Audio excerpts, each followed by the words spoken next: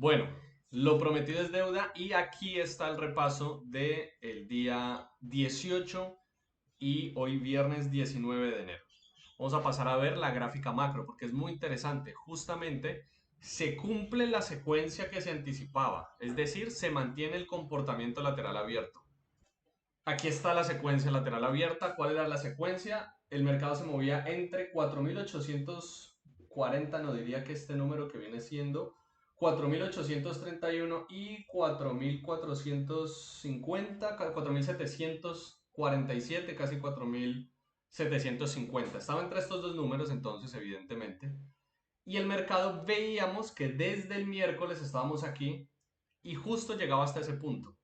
El mercado, sabemos que el impulso general desde lo más macro viene siendo alcista desde antes de diciembre. Después de caer fuertemente, cayó justamente desde septiembre, empezó a caer, septiembre 20 más o menos, por no el cambio, sino el mantener la tasa de interés en 5.5%, la Reserva Federal. En ese momento cayó fuertemente y empezó a cambiar de dirección unos meses después. Se mantiene el comportamiento entonces fuertemente alcista hasta mitad de diciembre, en donde se crea una secuencia lateral abierta, en donde evidentemente hay posiciones. Y entonces el miércoles llegaba a ese nivel de precios de soporte. ¿Cuál era la lógica anticipada que pueden revisar el video de ayer del mercado? Era que fuera evidentemente alcista. Evidentemente alcista, ¿hasta dónde? Hasta el extremo opuesto, lo que es un comportamiento lateral abierto clásico. Entonces la clave era ubicarse apropiadamente en posiciones en largo, anticipando el recorrido hasta el nivel más alto, que pues evidentemente es este, casi 4.840, pero es, y ya se me olvidó este número, 4.831. Eso fue lo que ocurrió hasta justo antes de la apertura del día de hoy. Llega eso y entonces ya estamos de nuevo en máximos históricos. Muy importante tener eso en cuenta. ¿Por qué? Porque Estados Unidos a nivel corporativo se muestra muy bien, hay un aumento en los ingresos, pero a nivel fiscal está en una crisis de deuda de largo plazo bastante interesante. Entonces el ver que el mercado está en máximos históricos, vamos a ver cómo compensa el hecho de que a nivel fiscal tenga un déficit tan alto, alrededor del 6% se encuentra en este momento, y tengo una crisis de deuda tan grande. Entonces eso ya es interesante, porque el mercado refleja una situación tan positiva cuando las tasas de interés están tan altas y el déficit fiscal también está tan negativo, en el 6%.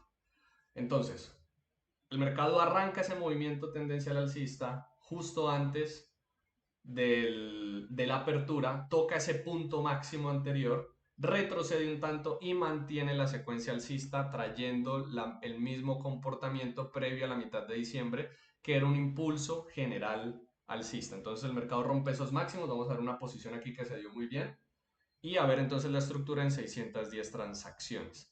Aquí estamos entonces en 610 transacciones. Este es el día de hoy, este es el día de ayer, un repaso que estaba dando en la clase del viernes, la clase de hoy, en la clase del jueves en la noche en DTA.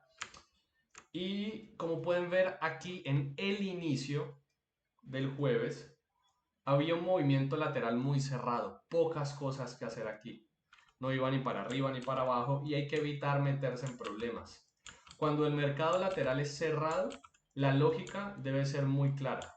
¿Cuál es la lógica? Tengo un soporte, una resistencia evidentes, en este caso a nivel local, que viene siendo este punto máximo. Hasta el momento, aquí obviamente fue superado y tengo este de acá, pero ya entramos a eso. Entonces, pongo mejor esta línea, aquí, mucho mejor.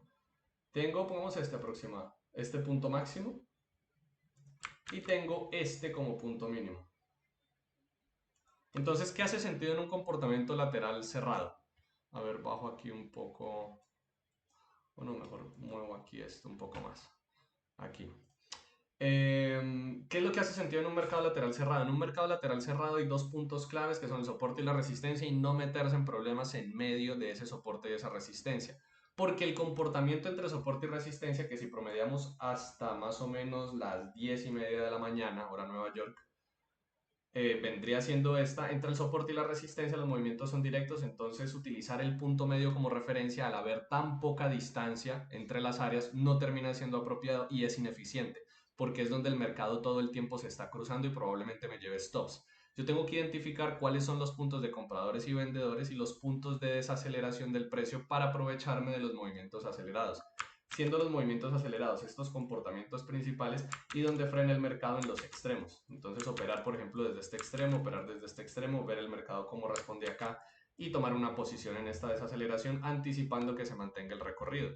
Después el mercado rompe finalmente este soporte, aquí hay una buena posición que le da a uno 4 puntos de espacio al pivote anterior, pero no logra continuar. Se devuelve por completo y que funciona el soporte evidentemente, mantiene la secuencia lateral cerrada. Como pueden ver aquí el mercado no logra hacer un nuevo alto contundente y termina esto siendo un pequeño fobo, aunque no tanto. Si yo pongo aquí esto como un área, pues realmente no es tan falso rompimiento, no hay un rompimiento tan contundente. El extremo simplemente cambia, se promedia más arriba y desde ahí obviamente vuelve y cambia la dirección. ¿Cuándo se pone interesante el mercado? Cuando finalmente rompen un nuevo mínimo superando este nivel de precios, que viene siendo este de acá. Cuando ya supera este nivel de precios, tomar la posición aquí no me parece lo más prudente. ¿Por qué? Porque estoy por encima del área. Las áreas no son puntos a los que yo me quiero enfrentar, son puntos a los cuales, o digamos bajo los cuales yo me quiero apoyar para anticipar que desde ahí el mercado siga su recorrido. Entonces tomar esta posición aquí me parece agresiva, innecesariamente agresiva, pero ¿cuál es muy buena? Cuando el mercado vuelve a estar por fuera del área y llega a este punto. Este es un excelente trade en corto, anticipando que utilice el área como testeo y mantenga el recorrido bajista, dándome un muy buen primer target potencial acá. Y si no alcance a tomar tomar esta posición de nuevo aquí en corto es muy buena, anticipando que el mercado al romper en nuevos mínimos, superando estos mínimos anteriores, mantenga la secuencia bajista, la expectativa siga y me pueda llevar un target hacia el precio objetivo que vendría siendo este de aquí. Entonces veníamos de una expectativa alcista porque como el mercado venía alcista se anticipaba por supuesto que pudiese desde aquí mantener su recorrido hasta el punto máximo, pero muestra un claro comportamiento lateral abierto, una falla para continuar y entonces cuando el mercado rompe nuevos mínimos se activa el hecho de poder tomar posiciones en corto, buscando obviamente la estructura apropiada. El mercado rompe bajista y tomar una posición aquí de nuevo es inapropiado. ¿Por qué no se debería tomar una posición aquí? Pues está muy claro que este es el área. Es como tomar una posición enfrentándome a esta. No quiero, es como tomar esta posición, por ejemplo. Esto no va. ¿Por qué no va? Porque el mercado se está enfrentando al área. Ya llegó al soporte. Si llegó al soporte, ¿yo qué anticipo? Que se dirija a la resistencia. Entonces, aunque es un nivel de precios provisional, no me quiero enfrentar a él. ¿Qué quiero? Apoyarme de él para anticipar que el recorrido se mantenga. Entonces, cuando llegue a ese punto, tomar posiciones no es apropiado y cambia por completo la expectativa. Tomar esta posición de nuevo no es inapropiado. ¿Por qué? Estoy debajo del soporte, lo mismo. ¿Cuál es el bueno? Este de acá, por supuesto. Y tengo un excelente potencial recorrido. ¿Cuál otra posición también es muy buena? Ya con un recorrido pendiente al siguiente objetivo, haciendo un análisis de proyección de la gráfica muy simple, pues ¿qué le queda? Ya rompió este nivel de precios provisional, anticipo que pueda llegar hasta este punto. Y esta posición en largo, en retroceso profundo, dada la gran extensión del mercado, pues es muy bueno y funciona perfectamente hasta el área. Esta sería entonces la posición, que es una muy buena posición del día y obviamente estas posiciones en corto fueron excelentes. Después el mercado mantiene su recorrido alcista y finalmente, antes de la apertura, llega al punto máximo. ¿Qué es lo que ocurre? Cuando llega al punto máximo, viene muy fuerte, viene muy fuerte y viene muy fuerte. Tomar una posición en largo ya no es apropiada. ¿Por qué? Es lo mismo, así como lo ven aquí en nivel micro, en estas áreas, también se puede ver a nivel macro, y pongo esta gráfica macro, en estas áreas. Yo no quiero tomar una posición por debajo de este nivel de precios. ¿Por qué? Porque cuando el mercado ha llegado allí, ¿cómo ha respondido? Muy fuerte. Cuando el área es macro, mucho menos que me quiero enfrentar a ella. Entonces, tomar esa posición no termina siendo apropiado. O sea, buscar esos largos cuando tengo un movimiento bajista inmediato en contra tan evidente y ya llegó al punto máximo establecido por la lateralización abierta, pues tomar posiciones en largo todavía es apresurado. Hay que observar que el mercado responda a ciertos niveles. ¿Qué puedo hacer entonces? Buscar posiciones en corto, anticipando que como llegó al nivel de resistencia, venga de nuevo hasta el soporte y puedo tomar, por ejemplo, esta posición en corto de tendencia tranquila con un muy buen freno de las barras. Aprendan a identificar muy bien los puntos de desaceleración del precio. Esto es una desaceleración. ¿Qué es una desaceleración del precio? Una consolidación regular de al menos 3 barras. Es algo como esto, que el mercado viene fuerte y se frena, y se frena. Y si hay una expectativa pendiente, pues entonces esta posición en corto se mantiene. ¿Y por qué hay una expectativa bajista pendiente? Porque hay un objetivo de un área establecida o un recorrido pendiente por desarrollarse. Entonces se puede tomar esta posición en corto o está anticipando que llegue hasta acá. Una vez llega hasta acá, esta posición no se toma, es lo mismo, y evidentemente falla, aquí no hay ningún trade. Después, ¿qué ocurre aquí? Este aumento de volatilidad, la noticia de sentimiento del consumidor y las expectativas de inflación de la Universidad de Michigan. Entonces aumenta un poco la volatilidad, operar aquí es inapropiado, hay que esperar a que el mercado se restablezca al ritmo, entre comillas, o medianamente normal que traía. Y una vez se establece ese ritmo hay que establecer la lógica. ¿Cuál es la lógica hasta aquí más o menos? Un mercado lateral cerrado. Movimientos directos entre soporte y resistencia. No me atravieso en áreas provisionales y lo que busco, obviamente este aquí no, pero puedo operar desde el extremo. Buscar un corto desde aquí también puede funcionar perfectamente. Evidentemente falla, ¿vale? Una posición de alta probabilidad no significa que funcione el 100% de las veces. Ninguna posición funciona el 100% de las veces. Pero acorde a la lógica establecida, valía la pena. Evidentemente falla y ya cuál funciona. Tomar la posición aquí no me parece apropiado.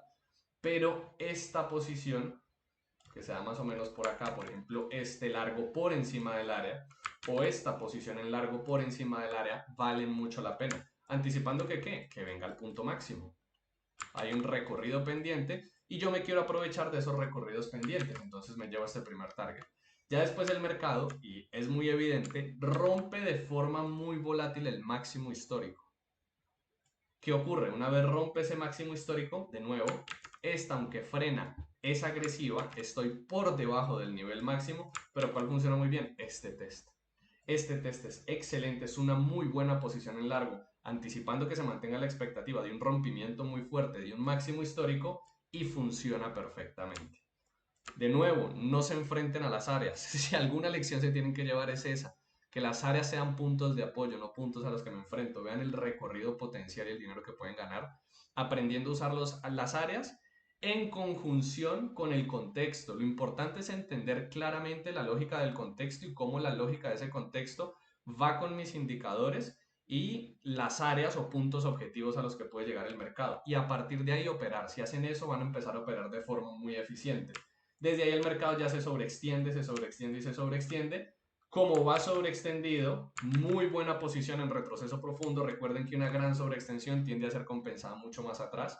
Después les mostraré un video de cómo funciona el canal de Kellner y cómo debe ser leído a partir de la estructura del mercado. Entonces, cómo uno desde esos puntos puede promediar posiciones. Pero eso pues es para otro video.